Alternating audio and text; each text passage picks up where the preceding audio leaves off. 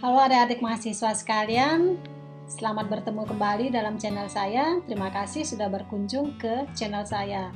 Kali ini kita akan membahas mata kuliah Manajemen Sumber Daya Manusia atau Human Resources Management dengan topik rekrutmen karyawan. Mungkin banyak di antara adik-adik sudah pernah melakukan atau pernah mendengar atau pernah direkrut sebagai seorang karyawan. Mari kita pelajari bagaimanakah sebuah proses rekrutmen karyawan tersebut dilakukan. Bahasan mata kuliah Manajemen Sumber Daya Manusia tentang topik rekrutmen karyawan kita akan bahas hari ini. Adik-adik mahasiswa, kita akan memulai daripada definisi tentang rekrutmen itu sendiri.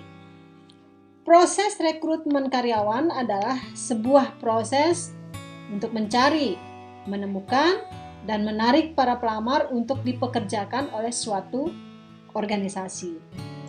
Ada yang memberikan definisi juga merupakan sebuah usaha yang dilakukan untuk memperoleh sumber daya manusia yang dibutuhkan dalam organisasi dalam mengisi jabatan yang masih kosong.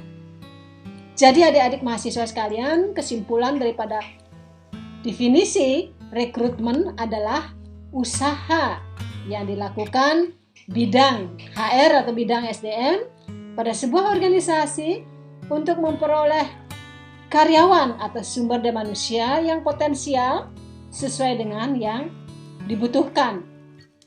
Proses mencari orang yang tepat atau berkualitas untuk posisi yang tepat sesuai dengan kebutuhan organisasi. Apa saja sih yang menjadi tujuan rekrutmen adik-adik mahasiswa? Ada banyak sekali mengapa rekrutmen tersebut dilakukan.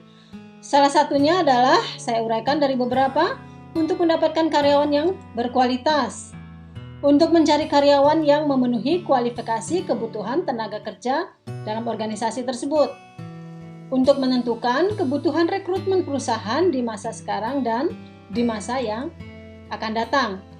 Pelaksanaan program perencanaan SDM, desain pekerjaan, dan analisa jabatan.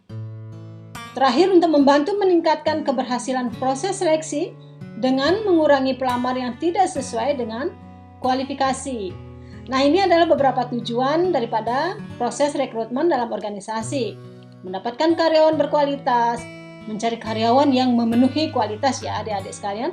Jadi sesuai dengan kualifikasi yang dibutuhkan oleh organisasi, dan juga untuk membantu meningkatkan proses seleksi kebutuhan organisasi masa ini dan masa berikutnya. Adik-adik mahasiswa, mari kita belajar tentang tahapan daripada proses rekrutmen itu sendiri. Bagaimana sih tahapan-tahapan yang harus kita lakukan? Pertama, menyusun rencana rekrutmen, yaitu dari persiapan kualifikasi yang dibutuhkan. Misalnya bagian kasir, apa sih kualifikasi kasir? Tamatannya diploma misalnya, harus lebih menguasai akuntansi, menguasai transaksi, pengalaman kerja dan sebagainya ya. Itu yang adik-adik harus susun. Posisi jabatannya termasuk rincian pekerjaan itu sendiri. Setelah itu menentukan sumber daripada memperoleh kandidat. Bagaimana adik-adik mencari sumber-sumber daripada di mana kandidat tersebut?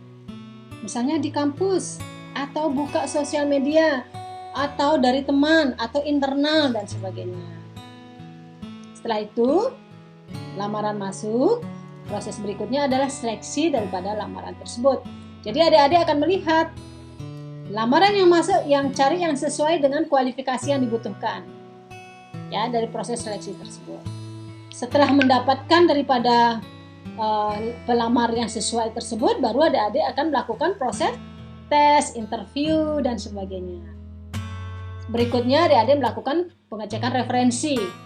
Adik-adik bisa hubungi yang tempat kerjanya terdahulu misalnya, bagaimana kondisi orang tersebut, termasuk juga skillnya, termasuk apakah dia disiplin dan sebagainya.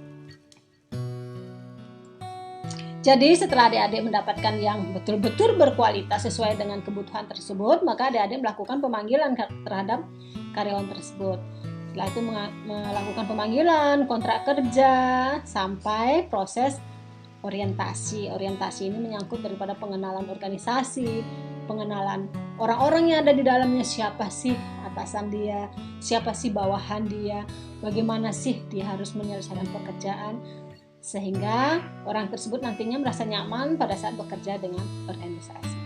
Jadi ini adalah tahapan proses rekrutmen. Setelah orientasi, adik-adik tinggal menyerahkan kepada divisi yang membutuhkan tersebut. Misalnya, oke, accounting atau marketing, ini loh karyawan yang sesuai yang permintaannya. Jadi proses rekrutmen sudah selesai artinya.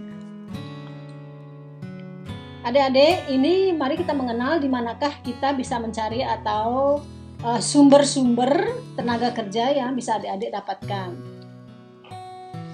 Sebelum adik-adik melakukan rekrutmen, tentu kualifikasi adik-adik sudah ketahui ya, kualifikasi lowongan. Nah, sekarang di mana adik-adik bisa mendapatkan tenaga kerja tersebut? Ada dua sumber, yaitu internal dan eksternal organisasi.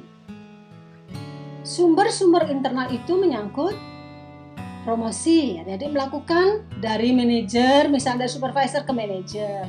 Promosi jabatan ya, misalnya manajernya kosong, adik-adik bisa ambil daripada supervisornya. Yang kedua, transfer, mungkin divisi A ke divisi B. Upgrading juga, misalnya dia sekarang grade A menjadi grade B, naik misalnya. Atau bahkan demosi. Oh, dia tidak kualifikasi, supervisor, lowongan supervisor kita sedang ada. Misalnya dia tidak berkualifikasi di manajer, jadi demosi kepada menjadi supervisor. Atau dari karyawan yang sudah retire atau pensiun, mungkin adik-adik punya lowongan karyawan kita yang sudah pensiun, kita bisa telepon, Bapak punya kenalan nggak? Seperti itu ya. Atau referensi daripada karyawan di internal organisasi. Misalnya tanya karyawannya, kita ada lowongan ini loh, kamu punya temen nggak dengan kualifikasi ini, misalnya ya. Bagaimana dengan proses eksternal? Sumber-sumber tenaga kerja di eksternal organisasi itu banyak sekali. Misalnya ada buka advertisement, sosial media atau koran cetak atau dimanapun. Setelah itu kampus rekrutmen, adik-adik bisa membuka lowongan pada saat ada wisuda, misalnya pas mencari fresh graduate. Atau placement agency ya, termasuk di dalamnya headhunter, kalau adik-adik pernah mendengar ya, meminta bantuan daripada agensi, kita membutuhkan tenaga kerja.